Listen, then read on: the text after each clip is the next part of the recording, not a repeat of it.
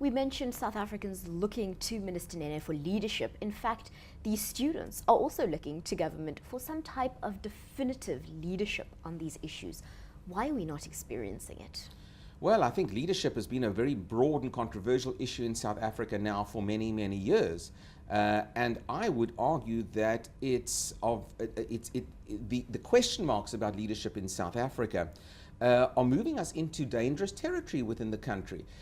We are seeing an alienation of voters between, of course, their elected leaders and when they express themselves at the ballot box.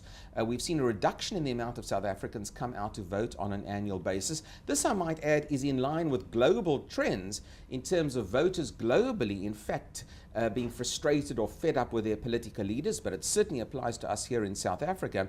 And this disconnect, especially between an important sector of our electorate and our community, young students, is a cause of concern. If people do not express themselves to the ballot box or physically in an electoral environment, they can resort to more populist protests, as we've seen, or they can withdraw entirely from the political process, distancing themselves from what should be democratic actions and democratic accountability. So this is a dangerous trend in South Africa, and the inability of leadership to recognize and empathize with these student leaders over the course of the last few months is distancing this sector of the electorate from leadership within South Africa. And if I was in the ruling party, the ANC, I'd be quite worried about this, because students, the leadership of students, the nature of student protest has a knock-on effect well beyond the immediate confines of universities. It's a societal problem, and it's going to be a political problem for establishment political parties in South Africa.